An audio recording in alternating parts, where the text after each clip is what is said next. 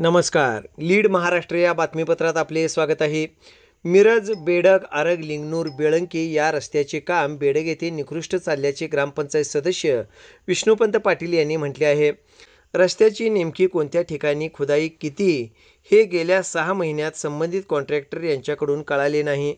ज्या ठिकाणी 3 फूट खुदाई केली आहे व त्या ठिकाणी जो मुरुम भरला आहे त्या मुरुमावरती एकदाच रोलर मारला आहे. त्यासाठी पाण्याचा वापर करायचा आहे किंवा नाही हेही संबंधित कॉन्ट्रॅक्टर यांना माहिती नाही. तसेच मूळ रस्त्याचा निघालेला भरावा हा इतरत्र वापरत आहेत, ते वापरणे योग्य आहे का असाही सवाल ग्रामपंचायत सदस्य विष्णुपंत पाटील यांनी केला आहे. संबंधित रस्त्याचे काम आज मी स्वतः थांबवले आहे.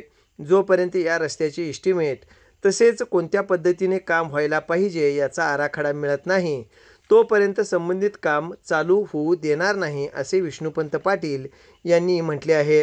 ते बोलताना म्हणाले, बेडगमध्ये जे हायम रस्त्याचं काम चालू आहे, मिरज ते बेडगमधून जे रस्ता चालू आहे, मी विष्णू पाटील बेडग ग्रामपंचायत सदस्य हे बेडगमध्ये काम चालू आहे. त्या कामाची या कॉन्ट्रॅक्टरला विचारल्यानंतर आम्ही बऱ्याच वेळेला कॉन्ट्रॅक्टरला विचारले की रस्त्याचं इस्टिमेट द्या. त्यांचं मत असं आहे की आमच्या ह्या कामाला इस्टिमेटच नाही आहे.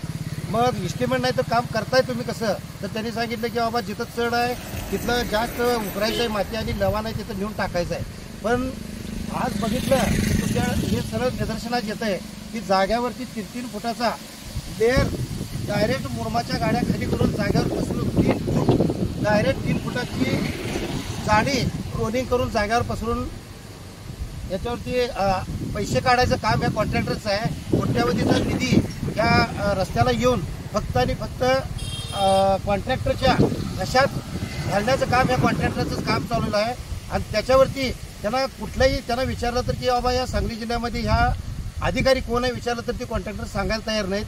आम्ही ज्या संबंधित आमच्या अधिकाऱ्यांना विचारलं की बाबा हे कुणाकडे काम आहे, ह्याचं कोण बघतंय, याचा पाठपुरावा कोण करतंय, त्यांचंही मत असं की हा म्हणजे सांगली जिल्ह्यामध्ये याच्याकडे कुणी अधिकारी नाही आहे आणि ते वरल्या लेवलनं याचं काम चालू आहे ते बघतात असं हे स्पष्ट मत आहे. माझं एक मत आहे की हे की 3 फुटावरती कुठल्याही आज साधा जर आम्हाला 1 कोटीचा रस्ता करत असतील तर ते 6-6 इंचाचं लेअर टाकून मुरमीकरण करून त्याच्यावरती 6-6 इंचाचे लेअर टाकून पाणी त्याच्यावरती रोलिंग करून असं हे काम करतात. तर हे कोट्यावधी म्हणजे याला काय म्हणावं आणि कुठल्या भाषेत म्हणा हे आम्हाला समजत नाही आहे. तर हे माझं मत आहे की याला कुणीतरी साधं कलेक्टर साहेब असू द्यात किंवा आणि कुणी असू दे त्यांचे पाहणी करून त्याची माहिती घेऊन आम्हाला याचं बोर्ड लावावा किंवा याची माहिती पूर्ण आम्हाला मिळावी असं आमचं मत आहे. त्याचं जे काम चालू आहे हे 100 कोटीहून अधिक याला फंड मिळाला आहे असं समजते.